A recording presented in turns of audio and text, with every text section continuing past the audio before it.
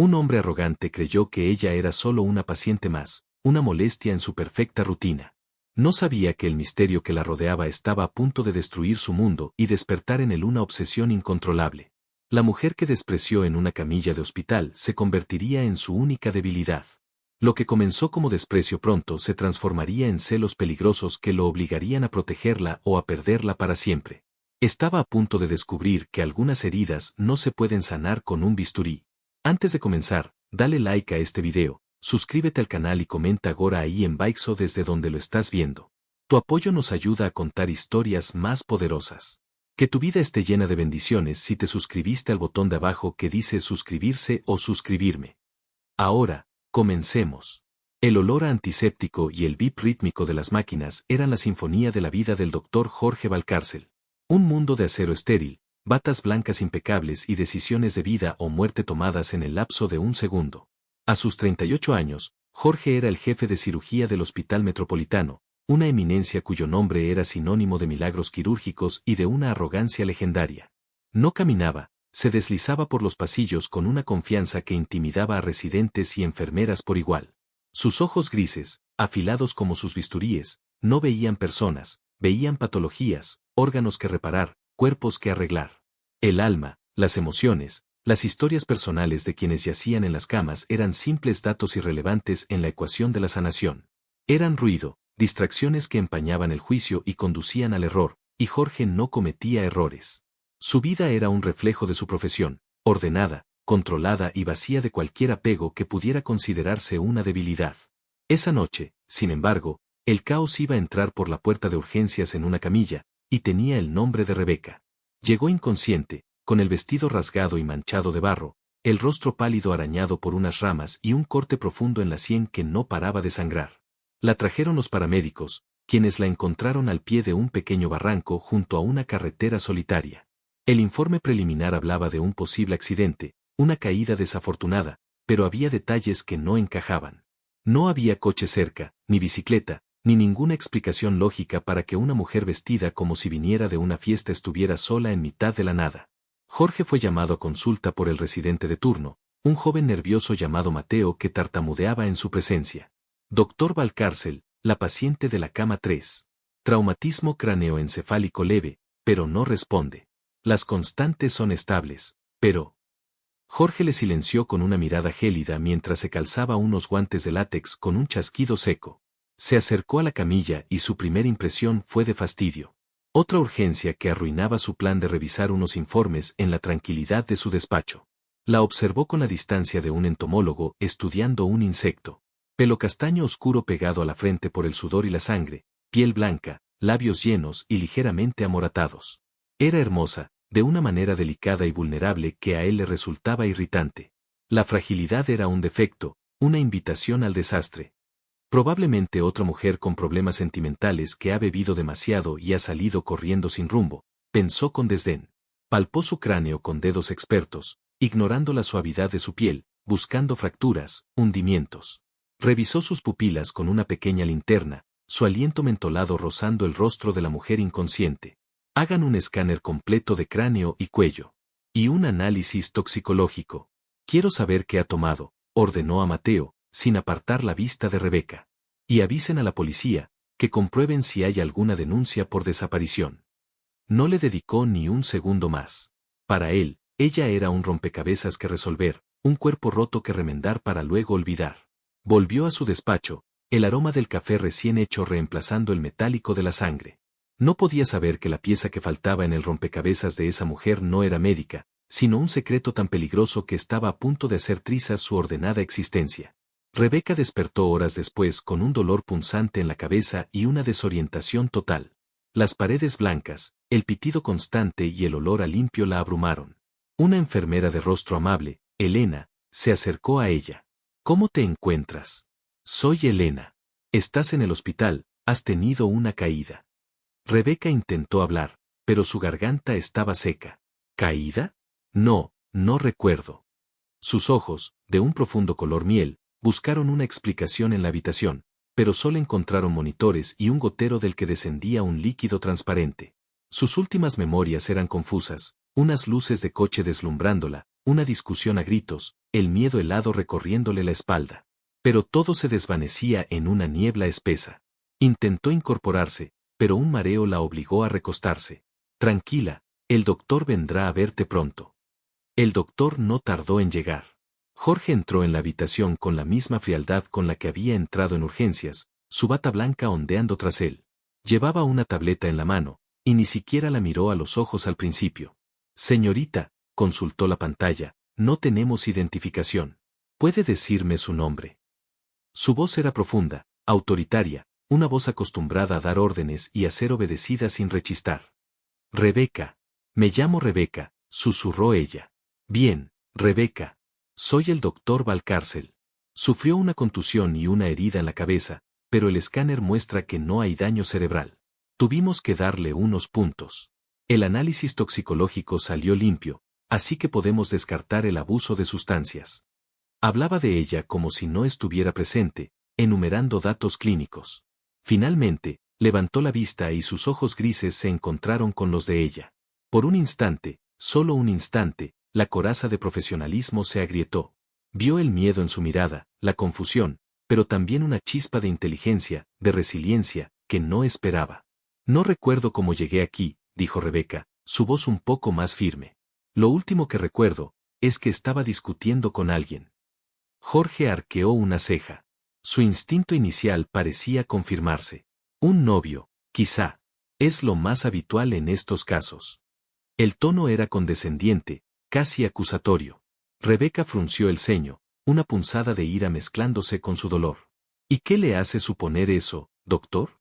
¿Acaso es también psicólogo? La respuesta lo descolocó. No estaba acostumbrado a que los pacientes le hablaran así, menos en su estado. Una sonrisa casi imperceptible se dibujó en sus labios, una que desapareció tan rápido como llegó. Soy un hombre que se basa en la evidencia y la estadística, Rebeca. Y estadísticamente, las mujeres que acaban en urgencias en su estado suelen tener detrás una discusión de pareja.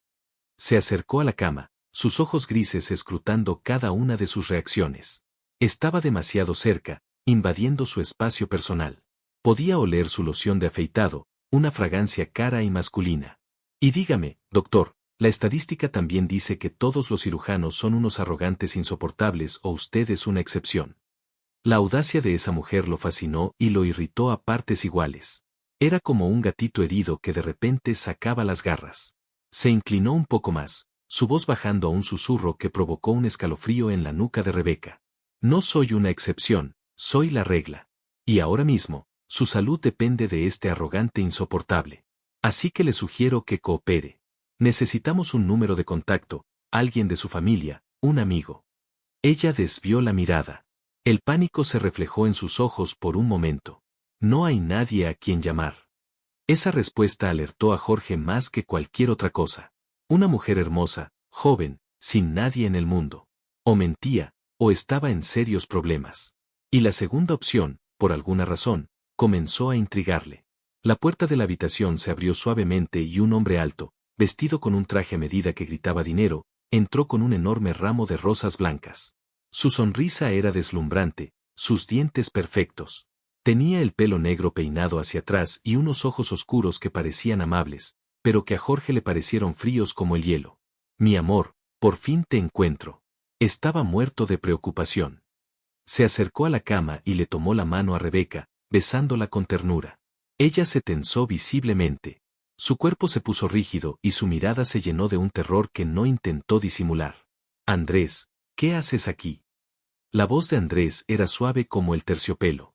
He movido cielo y tierra para encontrarte, cariño. Me dijiste que irías a dar un paseo para despejarte después de nuestra pequeña discusión, pero tardabas tanto. Llamé a todos los hospitales de la ciudad. Cuando me dijeron que estabas aquí, sentí que el alma me volvía al cuerpo.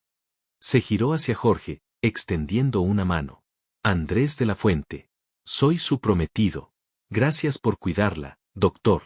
No sé qué haríamos sin gente como usted. Jorge le estrechó la mano, sintiendo la firmeza del agarre. La sonrisa de Andrés no llegaba a sus ojos. Había algo depredador en él, algo que hizo que todas las alarmas de Jorge se dispararan. Doctor Valcárcel. Su prometida ha tenido suerte. La caída podría haber sido mucho peor.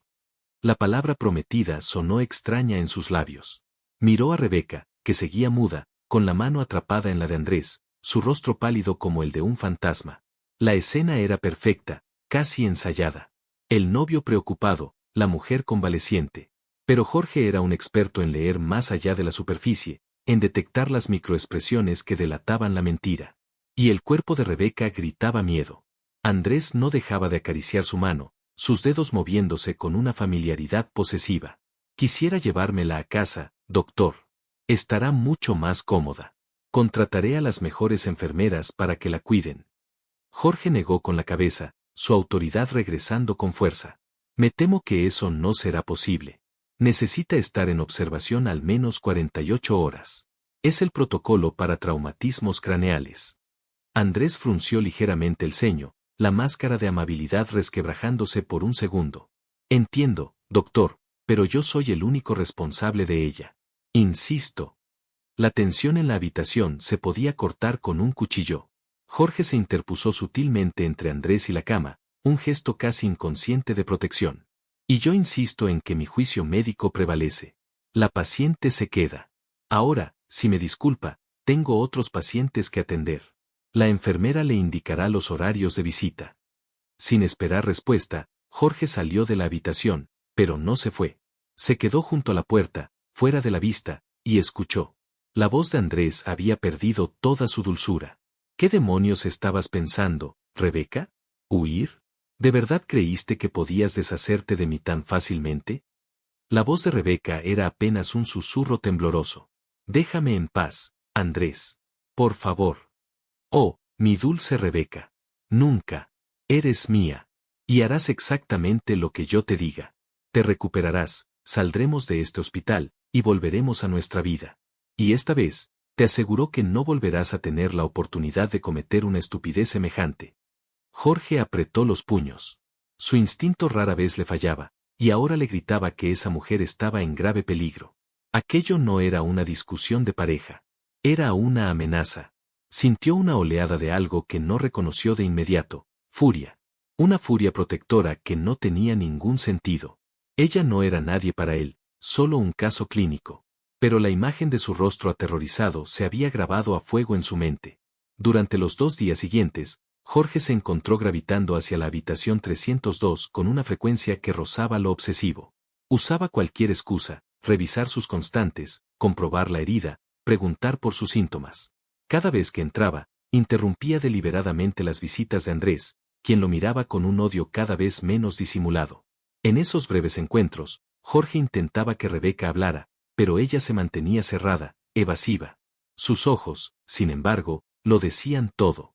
Le suplicaban ayuda en silencio. Él, a cambio, le ofrecía una seguridad tácita. En su presencia, Andrés se contenía. Y eso parecía darle a Rebeca un respiro. Durante uno de sus chequeos, mientras Andrés había ido a por un café, Jorge se sentó en el borde de la cama. La habitación estaba en penumbra, solo iluminada por la luz del pasillo. ¿Por qué le tienes tanto miedo, Rebeca? Ella miró hacia la puerta, nerviosa. No sé de qué hablas, doctor. Es solo que, a veces es un poco sobreprotector. Jorge soltó una risa seca, sin humor. ¿Sobreprotector?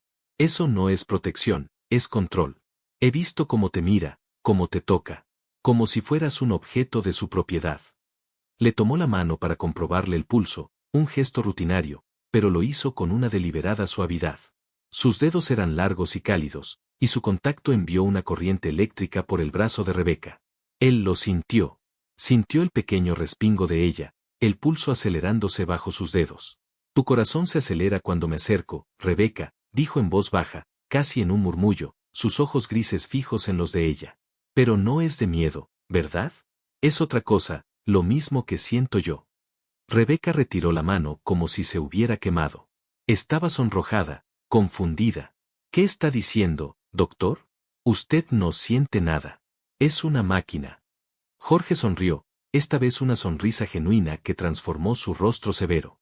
Incluso las máquinas tienen circuitos que pueden sobrecalentarse. Y tú, Rebeca, eres un cortocircuito en mi sistema perfectamente ordenado. Dime la verdad. ¿Quién es ese hombre? Es complicado, susurró ella, abrazándose a sí misma. Si me ayudas a entender, quizá pueda ayudarte a salir de esto. La intensidad de su mirada la desarmó. Por primera vez en mucho tiempo, alguien la miraba y veía más allá de la fachada. Veía su miedo, pero también su fuerza. Vio a la verdadera Rebeca. Su nombre completo es Andrés de la Fuente Sotomayor, dijo ella finalmente, la voz quebrada. Su familia es poderosa, muy poderosa, y creen que yo les pertenezco. Antes de que pudiera decir más, la puerta se abrió. Andrés estaba allí, con 2 vasos de café en la mano y una expresión glacial. Había escuchado lo suficiente. ¿Interrumpo algo, doctor? Parece que se toma muchas libertades con mi prometida. Jorge se puso de pie lentamente, sin apartar la mirada de Andrés. Solo me aseguraba de que mi paciente estuviera cómoda. Pues parece que la está incomodando. Su trabajo es curarle el cuerpo, doctor. De su bienestar emocional me encargo yo. Y ahora, si nos disculpa. Era una orden de expulsión en toda regla. Jorge miró a Rebeca una última vez. Descansa. Volveré más tarde. Esa noche, Jorge no pudo dormir. El nombre de la Fuente Sotomayor resonaba en su cabeza. No era un apellido común. Usó los contactos que había hecho a lo largo de su carrera, gente poderosa que le debía favores. Hizo una llamada a un viejo amigo de la universidad que ahora trabajaba en periodismo de investigación. Carlos, necesito que averigües todo lo que puedas sobre una familia. De la Fuente Sotomayor. Al otro lado de la línea se hizo un silencio. Jorge, ¿dónde has oído ese nombre? Esa gente no es trigo limpio. Son de los que entierran sus problemas, literalmente. Tráfico de influencias, negocios turbios. El patriarca, Ricardo de la Fuente, es un tiburón. Y su hijo, Andrés, es su digno heredero. Es un tipo peligroso, con fama de ser violento y posesivo, especialmente con las mujeres. ¿Por qué el interés? Tengo a una mujer aquí, su supuesta prometida. Y estoy seguro de que está aterrorizada. Entonces esa mujer está en una jaula de oro, amigo. Y si intentas abrirla, te enfrentarás a toda la familia. Ten cuidado. No sabes dónde te estás metiendo. Jorge colgó el teléfono, el corazón latiéndole con fuerza. La intriga se había convertido en una certeza alarmante. Rebeca no estaba exagerando. Estaba atrapada. Y él, por alguna razón que escapaba a toda lógica y profesionalismo, sentía la necesidad visceral de sacarla de allí. No era solo un deber médico. Se había vuelto personal. A la mañana siguiente, el día en que Rebeca iba a recibir el alta, Jorge preparó un plan. Habló con el director del hospital, un hombre que le debía su puesto, y consiguió que se reforzaran los protocolos de seguridad.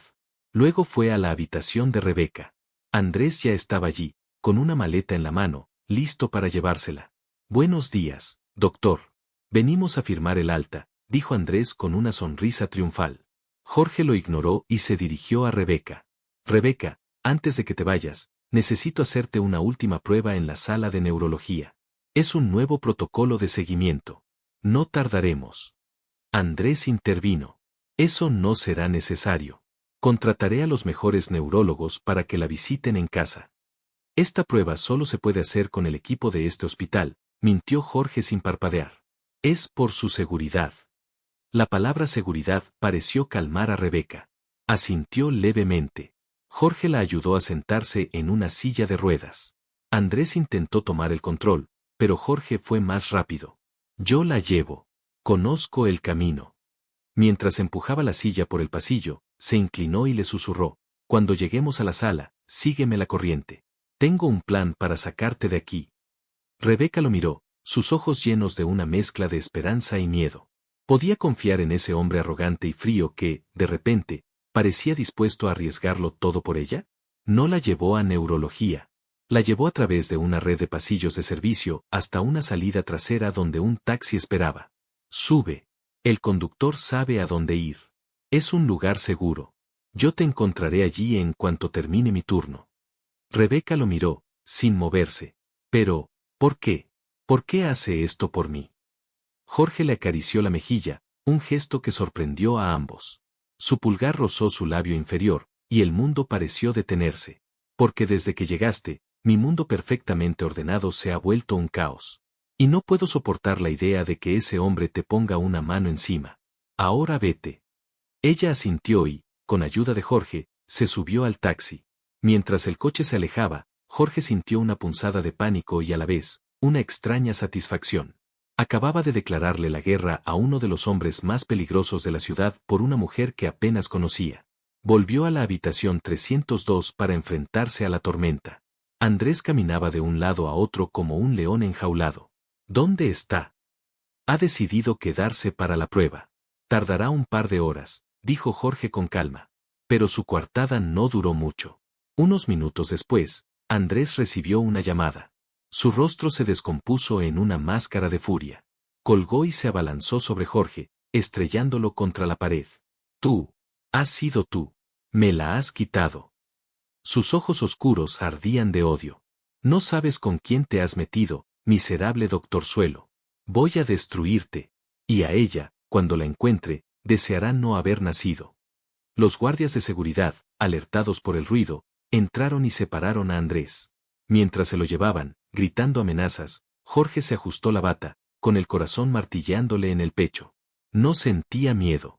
Sentía una emoción nueva, embriagadora. Celos. Eran celos puros y duros. La idea de Andrés encontrando a Rebeca, tocándola, haciéndole daño, le provocaba una rabia que nunca había experimentado. La despreció al verla en aquella camilla, la juzgó, la subestimó. Pero ahora, esa mujer frágil cuyo secreto apenas empezaba a desentrañar se había convertido en el centro de su universo. Y se dio cuenta de que ya no se trataba solo de protegerla del peligro que la acechaba. Se trataba de protegerla para él. El asfalto de la ciudad se deslizaba bajo las ruedas del coche de Jorge a una velocidad imprudente. Su mente, usualmente un santuario de lógica y precisión, era un torbellino de emociones caóticas. La furia que sintió al ser confrontado por Andrés no se había disipado, al contrario, se había asentado en sus entrañas como un fuego helado. Cada semáforo en rojo era una tortura, cada cruce una prueba a su paciencia recién descubierta. La imagen del rostro aterrorizado de Rebeca, suplicándole ayuda en silencio, se repetía en su mente, eclipsando diagramas de anatomía y protocolos quirúrgicos. Había cruzado una línea, no solo ética y profesional, sino personal. Había pasado de ser el salvador a ser el cómplice, y extrañamente, se sentía más vivo que nunca. El lugar al que la había enviado era un apartamento que mantenía en el casco antiguo de la ciudad, un refugio personal que casi nadie conocía. Era su escape del mundo estéril del hospital, un lugar con paredes de ladrillo visto, muebles de diseño minimalista y una enorme ventana que daba a un tranquilo patio interior. Era un reflejo de su yo más privado, ordenado, pero con un alma oculta. Cuando por fin llegó y abrió la puerta, la encontró acurrucada en el sofá, envuelta en una manta, temblando a pesar del calor de la calefacción. La luz tenue de una lámpara de pie iluminaba sus facciones, haciendo que pareciera aún más frágil y perdida. Levantó la vista al oírlo entrar, sus ojos miel dilatados por el miedo. ¿Cerraste la puerta con el cerrojo de seguridad como te dije? Fue lo primero que preguntó, su voz más áspera de lo que pretendía. Ella asintió en silencio, sin moverse. Jorge dejó las llaves sobre una mesita de cristal y se quitó la chaqueta, aflojándose la corbata con un gesto de cansancio. El enfrentamiento con Andrés lo había dejado más agotado que una cirugía de 12 horas. Se sirvió un vaso de agua, bebiéndolo de un solo trago, antes de girarse para mirarla. ¿Estás bien? Rebeca finalmente habló, su voz un susurro. No sé lo que estoy. Asustada, confundida, agradecida. Pero sobre todo, asustada por ti. Le oí amenazarte. Él se acercó y se sentó en una butaca frente a ella, manteniendo una distancia prudencial, aunque cada fibra de su ser quería sentarse a su lado, rodearla con sus brazos y decirle que todo iba a estar bien, una mentira que ni él mismo se creería. Andrés es un perro que ladra mucho. Cree que su dinero y su apellido pueden comprar el mundo. Ya nos ocuparemos de él. Ahora lo importante eres tú. Necesito que me cuentes todo, Rebeca. Sin omitir nada. Si voy a protegerte, necesito saber de qué te estoy protegiendo. Ella se abrazó las rodillas con más fuerza. La historia era un nudo en su garganta. Mi padre era un buen hombre, pero un pésimo hombre de negocios. Acumuló una deuda enorme con Ricardo de la Fuente, el padre de Andrés. Cuando mi padre murió hace un año, la deuda pasó a mí. Intenté negociar, pagar a plazos, pero a Ricardo no le interesaba el dinero.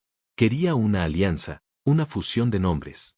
Quería que su hijo se casara conmigo. Jorge apretó la mandíbula. Aquello era feudal, arcaico. Te usaron como una mercancía. Peor que eso, continuó ella, sus ojos brillando con lágrimas contenidas. Andrés se obsesionó. Al principio era encantador, atento. Me compraba regalos, me llevaba a los mejores sitios. Pensé que quizá podría funcionar. Pero luego empezó a controlarlo todo, cómo vestía, con quién hablaba, a dónde iba. Si un hombre me miraba más de 2 segundos, me acusaba de provocarlo. Se volvió posesivo, celoso hasta la locura. Una noche me agarró tan fuerte del brazo que me dejó una marca. Fue entonces cuando entendí que tenía que huir. La imagen de Andrés haciéndole daño físico envió una oleada de ira tan violenta a través de Jorge que tuvo que cerrar los ojos un momento. La noche que acabaste en el hospital. Era la fiesta de compromiso que él organizó, confesó ella. Me sentía asfixiada. Discutimos porque hablé con un viejo amigo de la familia. Me arrastró a un jardín y me dijo que si volvía a faltarle al respeto así, me encerraría y no volvería a ver la luz del sol. Entré en pánico. Salí corriendo sin pensar, corrí por el bosque que rodeaba la finca hasta que llegué a la carretera. No sé si me caí o si él, o si uno de sus hombres me alcanzó. Todo es un borrón. Jorge se levantó, incapaz de permanecer quieto. Caminó hasta la ventana, mirando la noche sin verla. La historia era peor de lo que había imaginado. No era un simple caso de violencia doméstica, era una sentencia de por vida. Se giró y la miró, y en ese momento la barrera de doctor y paciente se desintegró por completo. Solo veía a una mujer atrapada, una mujer a la que deseaba con una intensidad que lo asustaba. Se acercó al sofá y esta vez se sentó a su lado. El colchón se hundió bajo su peso y ella se encogió instintivamente. Él levantó una mano, deteniéndose a centímetros de su rostro. No voy a hacerte daño, Rebeca. Su voz era sorprendentemente suave. Nunca. Ella lo miró, buscando la verdad en sus ojos grises. Y la encontró. Vio más allá de la arrogancia, vio una furia protectora que estaba enteramente dedicada a ella. Lentamente, relajó los hombros. Tengo hambre, dijo Jorge de repente, cambiando el tono para romper la tensión. ¿Y tú? No creo que la comida del hospital sea muy memorable. Una pequeña sonrisa se dibujó en los labios de Rebeca. Es horrible. Lo sé. Yo la apruebo.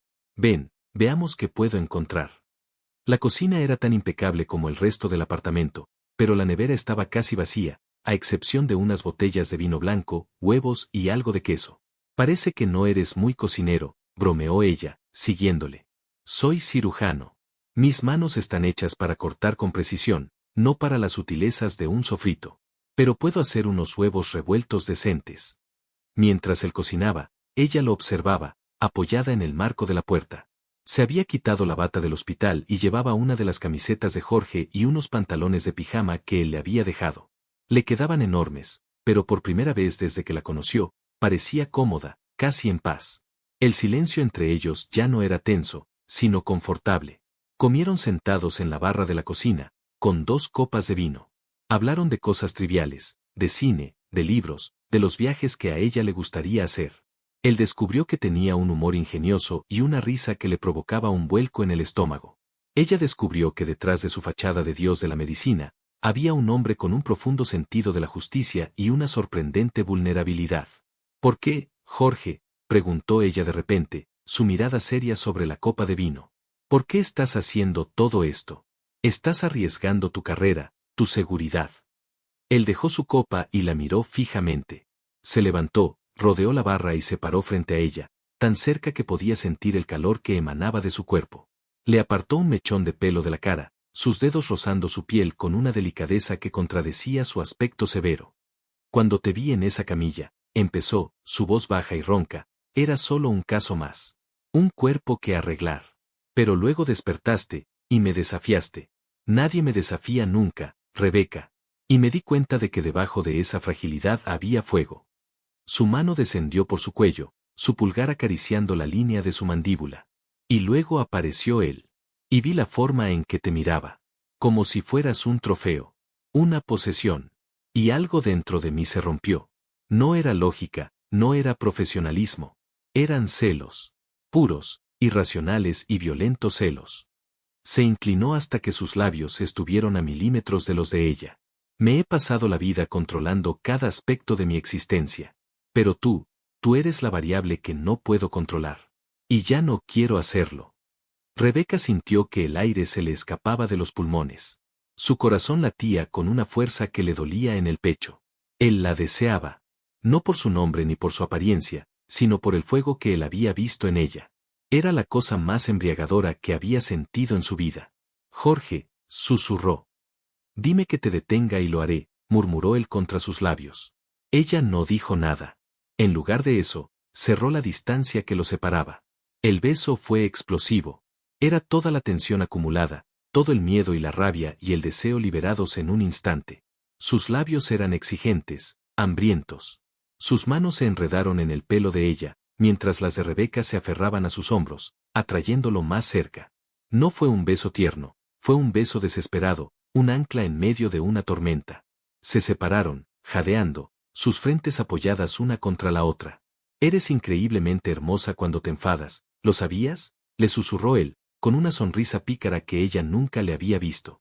Y tú eres increíblemente insoportable casi todo el tiempo, le respondió ella, sin aliento. Él se rió, un sonido profundo y genuino que la sorprendió. Casi todo el tiempo no es todo el tiempo. Me quedo con eso.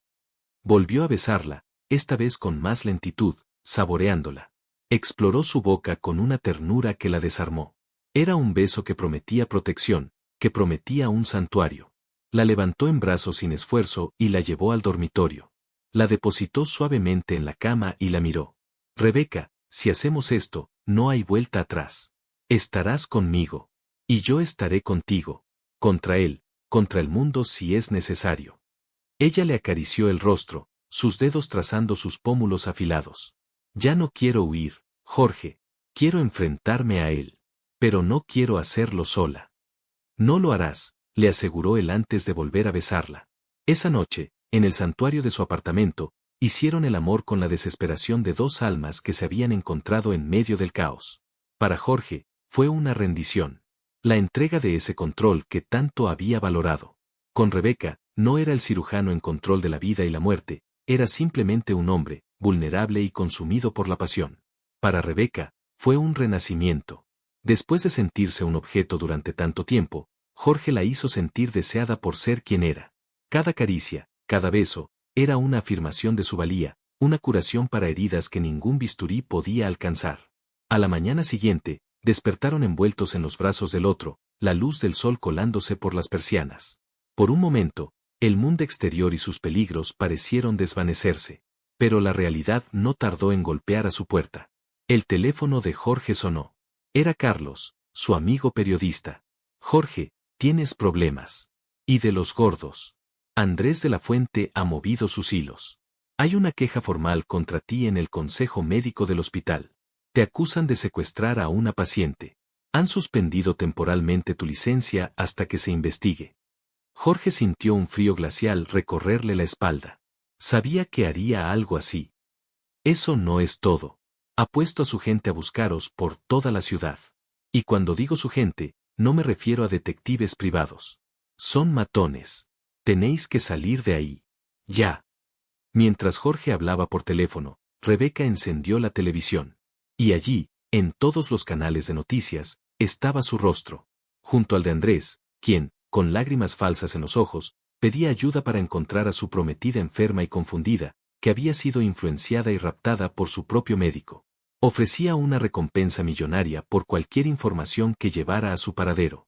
Nos ha convertido en fugitivos, dijo Rebeca, su voz apenas un hilo. Jorge colgó el teléfono. Se acercó a ella y le tomó el rostro entre las manos, forzándola a mirarlo. Escúchame. Esto es lo que él quiere. Quiere asustarte, aislarte, hacerte creer que no tienes escapatoria para que vuelvas con él. No vamos a darle esa satisfacción. Vamos a desaparecer. ¿A dónde podemos ir? Nos buscarán en todas partes. Tengo un lugar, dijo él, su mente trabajando a toda velocidad. Un sitio de mi infancia. Una cabaña en las montañas, a varias horas de aquí. No está a mi nombre. Nadie sabe de ella. Estaremos seguros allí, al menos por un tiempo, hasta que pueda pensar en un contraataque. Empacaron a toda prisa lo poco que tenían. Jorge guardó una importante suma de dinero en efectivo que tenía en una caja fuerte y 2 teléfonos de prepago. Antes de salir, se detuvo junto a la puerta y miró a Rebeca. Estaba pálida, pero en sus ojos ya no había el mismo terror de antes. Había una nueva determinación. No te arrepientes de esto, dijo él, más como una afirmación que como una pregunta.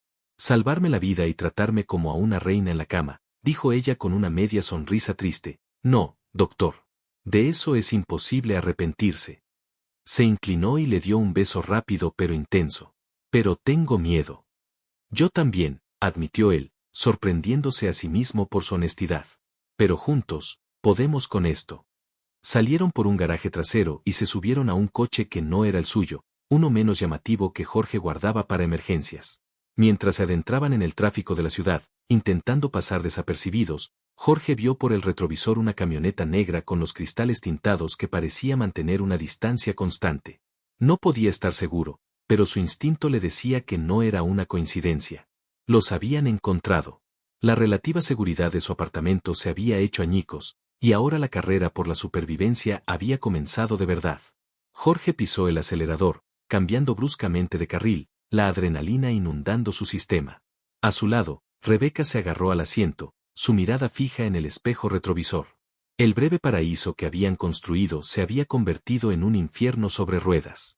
Ya no solo luchaban contra un hombre, luchaban contra un imperio que los quería aplastar, y el único refugio que les quedaba estaba a horas de distancia, a través de carreteras que de repente parecían llenas de enemigos. El rugido del motor del sedán era un animal enjaulado luchando por liberarse en las arterias congestionadas de la ciudad. Jorge conducía con una concentración que reservaba para las cirugías más delicadas, sus manos firmes en el volante, sus ojos grises saltando del retrovisor a la carretera con una velocidad y precisión asombrosas. La camioneta negra no era una paranoia, era una bestia de acero que lo seguía con una tenacidad depredadora. Rebeca, a su lado, estaba pálida, sus nudillos blancos por la fuerza con que se aferraba al borde de su asiento. Cada vez que Jorge hacía una maniobra brusca, ella contenía la respiración, un pequeño sonido ahogado escapando de sus labios. «Habla conmigo, Rebeca», dijo él, su voz tensa pero controlada, sin apartar la vista del frente. «No te quedes en silencio. Tu silencio me distrae más que tus gritos». Ella lo miró, sorprendida por su extraña lógica en medio del caos. «¿Qué quieres que te diga? Que nos van a matar.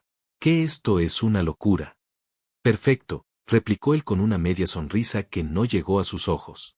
«Eso es mucho mejor. La locura es mi especialidad últimamente.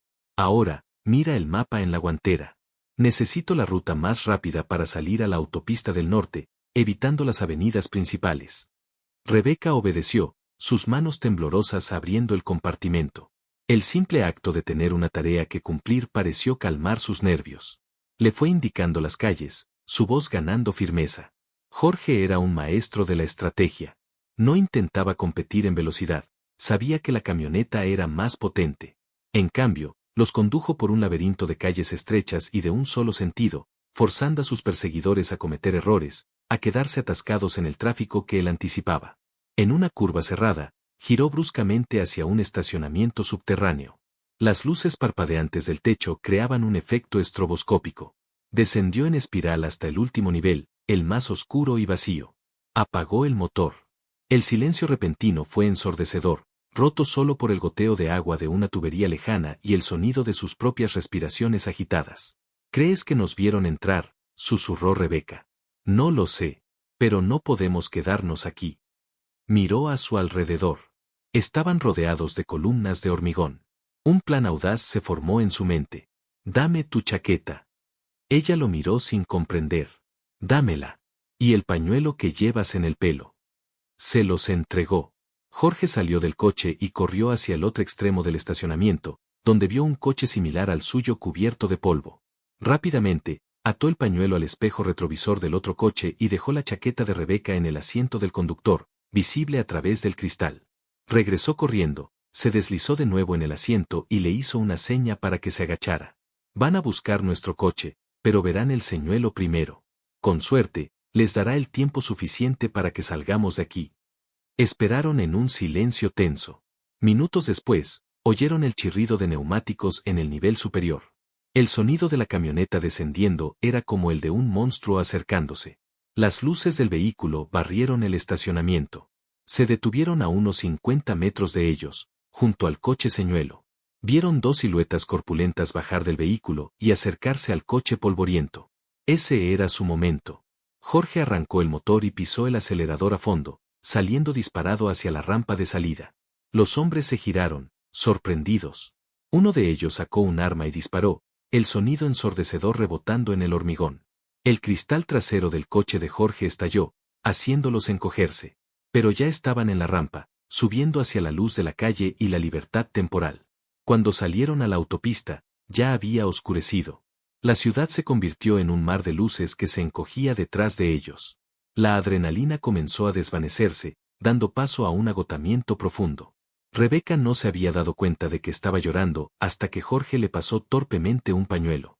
Lo siento, sollozó ella. Soy un desastre. Él la miró, su expresión se suavizó. No lo eres. Eres la mujer más valiente que he conocido. Acabas de sobrevivir a un intento de secuestro y a una persecución de película, y lo único que se te ocurre es disculparte. Eres extraordinaria. Le tomó la mano libre y entrelazó sus dedos con los de ella. El contacto era un ancla, una promesa. El resto del viaje transcurrió en una quietud íntima. De vez en cuando, hablaban en voz baja. ¿A dónde vamos exactamente?, preguntó ella. A un lugar que mi abuelo construyó con sus propias manos. En lo profundo del bosque. No hay vecinos en kilómetros. El pueblo más cercano está a media hora en coche y tiene una población de 200 personas. Es el último lugar en la tierra donde a alguien como Andrés se le ocurriría buscar. Se detuvieron en una gasolinera en medio de la nada para repostar y comprar provisiones, café, pan, latas de sopa y algo de chocolate. Mientras Jorge pagaba en efectivo, Rebeca lo esperó en el coche. Se miró en el espejo. Tenía el rostro pálido, ojeras oscuras y el pelo revuelto. Pero en sus ojos había una luz que no estaba antes. Ya no era solo una víctima. Era una luchadora. Cuando Jorge volvió, traía 2 cafés calientes. El aroma llenó el coche. Bébete esto, dijo él. Todavía nos queda un par de horas de camino de montaña. Ella tomó el vaso, sus dedos rozando los de él. Jorge, esto no es justo para ti. Estás perdiéndolo todo por mi culpa. Él arrancó el coche y se incorporó a la carretera oscura. Estás equivocada. Antes de ti, lo tenía todo, pero no tenía nada. Tenía una carrera, no una vida. Tenía un apartamento de lujo, no un hogar. Operaba corazones, pero el mío ni siquiera sabía que latía. Contigo, por primera vez, siento que estoy perdiendo cosas que no me importan para ganar la única que de verdad necesito. Rebeca sintió un nudo en la garganta. Ese hombre, que apenas 2 días atrás la había mirado con desdén, le estaba abriendo su alma con una honestidad brutal. Se inclinó y lo besó en la mejilla. En cuanto lleguemos a esa cabaña, doctor, le susurró al oído con una voz que pretendía ser juguetona para ocultar su emoción, voy a necesitar un chequeo completo. Y quiero que sea muy, muy minucioso. Él soltó una carcajada, un sonido que retumbó en el pequeño espacio del coche. Señorita Rebeca, me temo que sus síntomas son crónicos. Va a necesitar tratamiento a largo plazo. Y yo soy el único especialista cualificado para dárselo. El juego, la insinuación, en medio de la desesperación, era un bálsamo, un recordatorio de que estaban juntos en esto, no solo como fugitivos, sino como un hombre y una mujer que se estaban enamorando a una velocidad vertiginosa. Llegaron a la cabaña bien entrada la madrugada. Era una construcción de madera robusta y piedra, rodeada de pinos altísimos que susurraban con el viento. Por dentro, olía a leña y a tiempo. Era rústica pero acogedora, con una gran chimenea de piedra, muebles de madera maciza y gruesas alfombras en el suelo. Mientras Jorge encendía un fuego, Rebeca exploró la pequeña cocina. Para su sorpresa, la despensa estaba bien surtida de conservas y productos no perecederos. Él lo había planeado todo. Mi abuelo me enseñó que un hombre siempre debe tener un plan de escape, dijo Jorge desde el salón, como si le hubiera leído la mente. El fuego crepitaba, llenando la habitación de una luz cálida y danzante. Rebeca se acercó y se sentó en la alfombra frente a él, el calor reconfortando su piel fría. Él se sentó a su lado, tan cerca que sus rodillas se tocaban.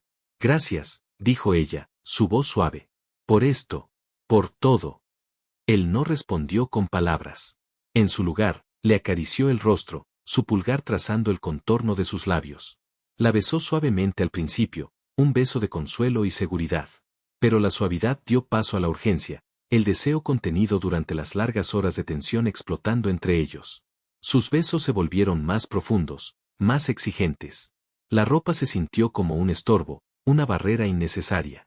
Se amaron allí mismo, en la alfombra, frente al fuego crepitante, con una pasión que era a la vez salvaje y tierna. Era una reafirmación de la vida en medio del miedo a la muerte, un acto de desafío contra el hombre que quería poseerla. A la mañana siguiente, Rebeca despertó sola en la cama del único dormitorio. El olor a café y a huevos fritos la guió a la cocina.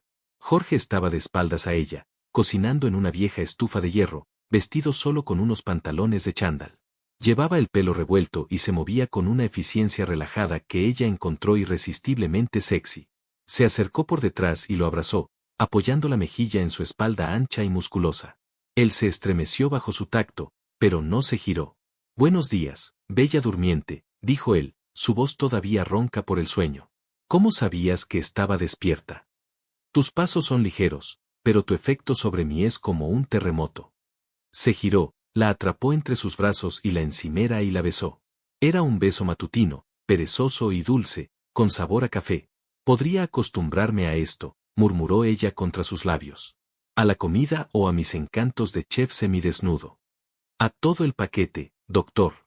El paquete completo». Pasaron los siguientes días en un aislamiento casi idílico.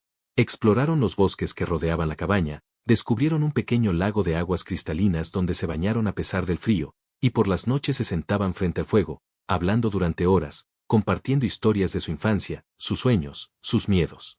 Jorge se despojó de su arrogancia como de una bata vieja, revelando a un hombre reflexivo y profundamente apasionado.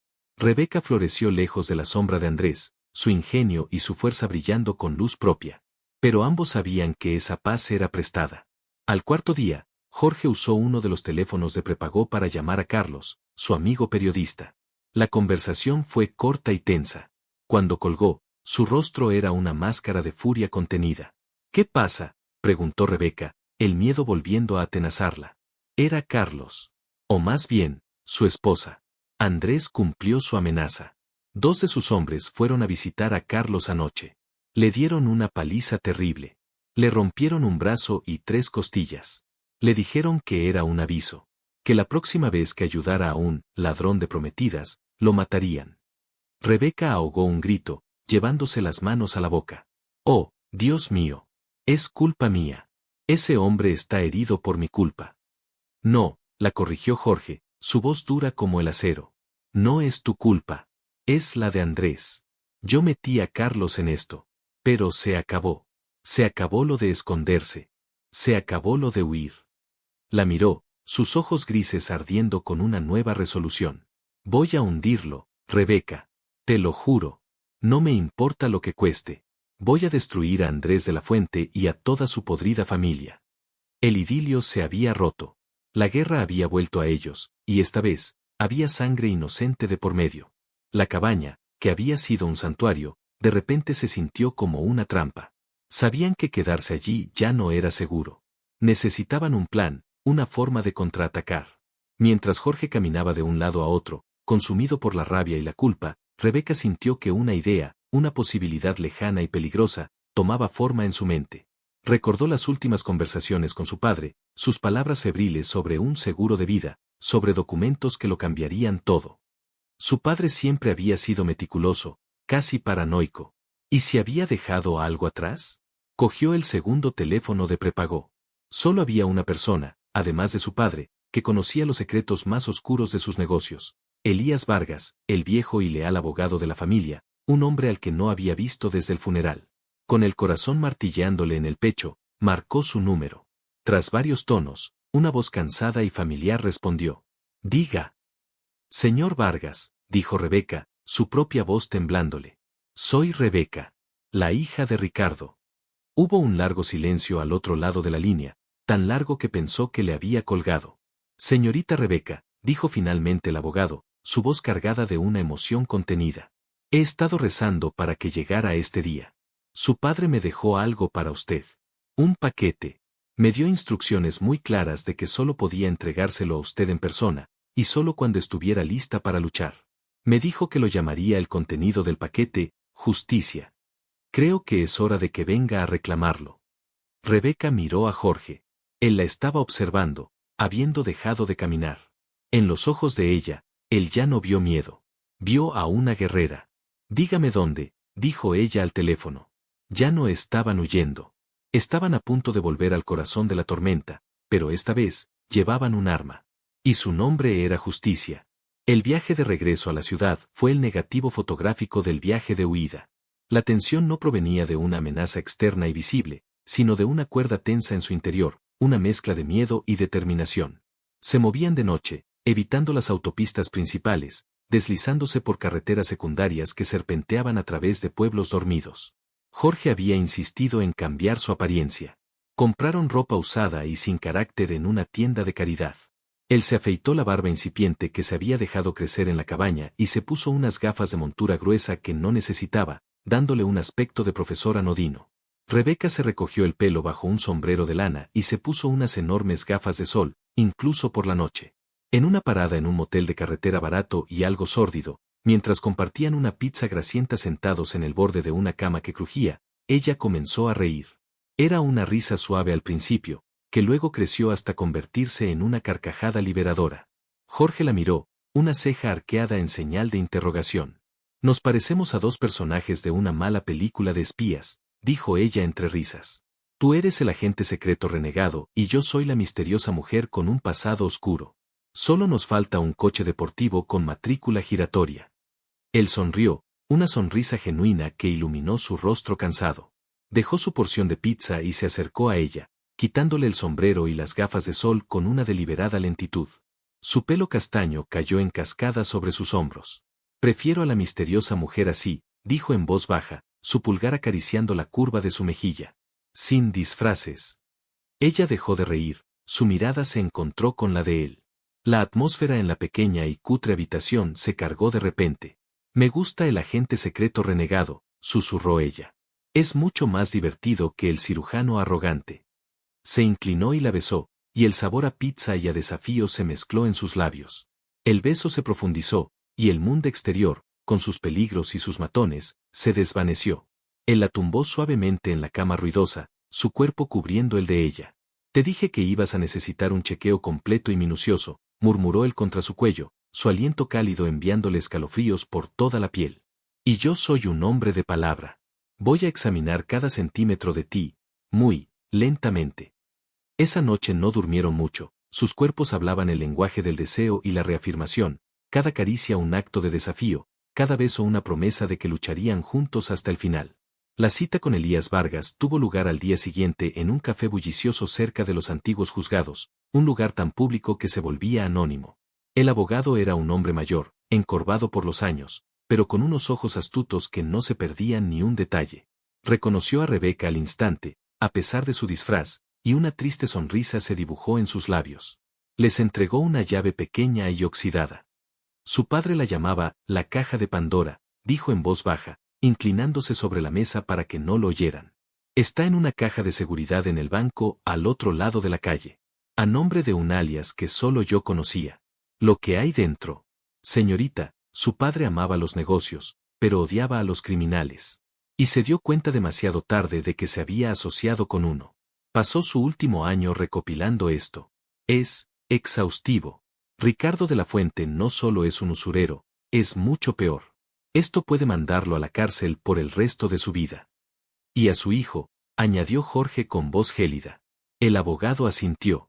Andrés es el brazo ejecutor. Es violento, impulsivo, un animal. Tengan mucho cuidado. De la Fuente tiene ojos y oídos en todas partes. En la policía, en la judicatura. Dentro de la fría y silenciosa bóveda del banco, abrieron la caja de metal. El contenido era mucho más de lo que esperaban. No eran solo documentos financieros. Había un libro de contabilidad escrito a mano, detallando una red de sobornos a funcionarios de la ciudad y jueces. Había fotografías de Andrés en reuniones con conocidos criminales. Y lo más importante, había varias unidades de memoria USB. Las llevaron a una pequeña tienda de electrónica, Compraron un ordenador portátil barato y, en la habitación de un nuevo motel, vieron el contenido. La primera carpeta contenía grabaciones de audio. La voz de Ricardo de la Fuente, inconfundible, discutiendo planes de blanqueo de capitales. Pero fue una grabación la que hizo que la sangre se les helara. Era una conversación entre Ricardo y el padre de Rebeca. El padre de Rebeca lo acusaba de haber provocado el accidente de un inspector de urbanismo que se había negado a aprobar uno de sus proyectos. Hay formas de convencer a la gente, Ricardo, decía el padre de Rebeca. La intimidación no es una de ellas. A veces la intimidación no es suficiente, respondía fríamente la voz de la Fuente. A veces hay que eliminar el problema de raíz. Rebeca se tapó la boca, sintiendo náuseas. Su padre había estado atrapado en algo mucho más oscuro que una simple deuda. Era un testigo de un posible asesinato. La segunda carpeta contenía videos. Eran de cámaras de seguridad ocultas. En uno de ellos, se veía a Andrés agrediendo brutalmente a un hombre en un aparcamiento. Lo golpeaba una y otra vez, incluso cuando el hombre ya estaba en el suelo, inconsciente. La violencia era visceral, descontrolada. Este es nuestro contraataque, dijo Jorge, su rostro sombrío mientras cerraba el portátil. Pero no podemos ir a la policía. Vargas tiene razón. No sabemos en quién confiar. Tenemos que hacerlo público.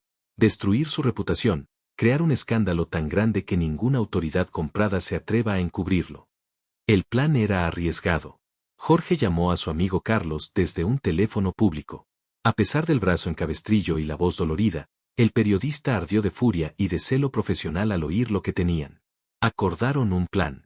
Carlos prepararía una exclusiva para un consorcio de medios de comunicación a nivel nacional. Se asegurarían de que la historia explotara en todas partes al mismo tiempo, para que no pudiera ser silenciada. Pero antes de eso, querían mirar a sus enemigos a los ojos. Querían ser ellos quienes les quitaran la máscara. Rebeca hizo la llamada. Marcó el número personal de Andrés, un número que él la había obligado a memorizar. Él contestó al instante. ¿Rebeca? ¿Dónde estás, mi amor? Vuelve a casa, todo se arreglará. La condescendencia en su voz era palpable. No voy a volver a ninguna parte, Andrés, dijo ella, su voz firme, sin un ápice de miedo. Quiero verte. A ti y a tu padre. Mañana al mediodía. En mi antigua casa. La que me quitasteis. Venid solos. Si veo a un solo hombre más, el contenido de la caja de Pandora de mi padre se hará público en cada canal de noticias de este país. Colgó antes de que él pudiera responder. Al día siguiente, el sol brillaba con una ironía cruel. La casa, que una vez fue su hogar, parecía un mausoleo. Andrés y Ricardo de la Fuente llegaron puntualmente. Entraron en el salón, donde Jorge y Rebeca los esperaban. Jorge estaba de pie junto a la chimenea, silencioso e imponente como un guardaespaldas. Rebeca estaba sentada en un sillón que había sido de su madre, dueña del espacio. Andrés sonrió al verla. Por fin has entrado en razón, cariño. Sabía que esta tontería de la rebeldía no duraría. Intentó acercarse, pero Jorge dio un paso adelante, bloqueándole el camino. Siéntate, ordenó Rebeca. Su tono no admitía discusión. Andrés, sorprendido, obedeció. Ricardo, sin embargo, los estudiaba con sus ojos fríos de reptil. ¿Qué es esto, señorita? ¿Una especie de teatro? Es el final de la función, Ricardo, dijo Rebeca. Puso el pequeño ordenador portátil sobre la mesa de centro y le dio al play. La voz de Ricardo, discutiendo el accidente del inspector, llenó la sala. El rostro de Ricardo palideció visiblemente. Andrés se levantó de un salto. Eso es un montaje. Mi padre nunca diría eso. Oh, hay más, dijo Rebeca con una calma gélida. Abrió el archivo de video. La brutal paliza en el aparcamiento apareció en la pantalla. Andrés se quedó congelado, su rostro descompuesto. Ese hombre te denunció por estafa, ¿verdad? Preguntó Jorge con tranquilidad. Se retiraron los cargos misteriosamente después de que acabara en el hospital con múltiples fracturas. ¿Les suena de algo? Ricardo se recompuso, su arrogancia regresando. ¿Y qué pretendéis? ¿Chantajearnos? ¿Queréis dinero? Poned una cifra. Rebeca se rió, una risa sin alegría. ¿Dinero? ¿De verdad creéis que todo se soluciona con dinero? No. Quiero mi vida. Quiero mi libertad. Vais a firmar un documento renunciando a cualquier reclamación sobre el patrimonio de mi padre. Y luego, desapareceréis de mi vida para siempre. Andrés estalló en una furia irracional. Tú eres mía. Siempre lo serás. Se abalanzó hacia ella. En un movimiento increíblemente rápido, Jorge lo interceptó. Lo agarró por el cuello de la camisa y lo estampó contra la pared. Tócala, siseó Jorge, su rostro a centímetros del de Andrés, sus ojos grises llenos de una promesa de violencia.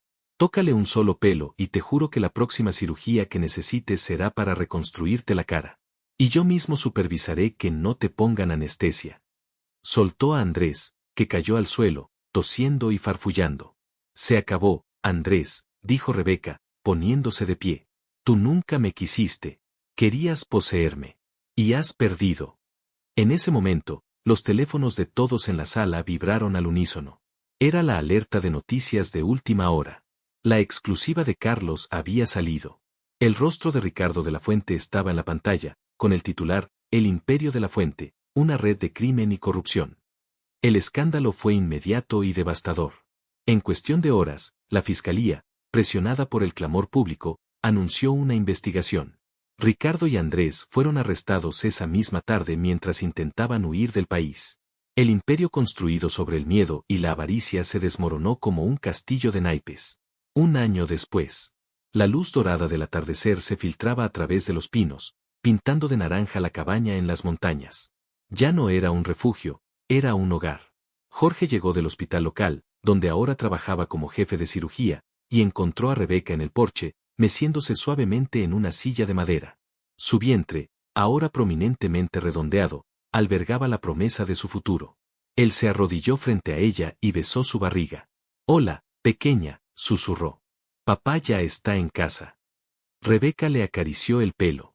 Su licencia había sido restituida y las falsas acusaciones retiradas, pero él había decidido dejar atrás el hospital de la gran ciudad y su fama. Había descubierto que prefería la paz de las montañas y el amor de la mujer que le había enseñado a vivir. «¿Cómo te encuentras?», preguntó él, sus ojos llenos de una adoración que nunca se cansaba de mirar. «Hambrienta», sonrió ella. «Nuestra hija exige tarta de manzana.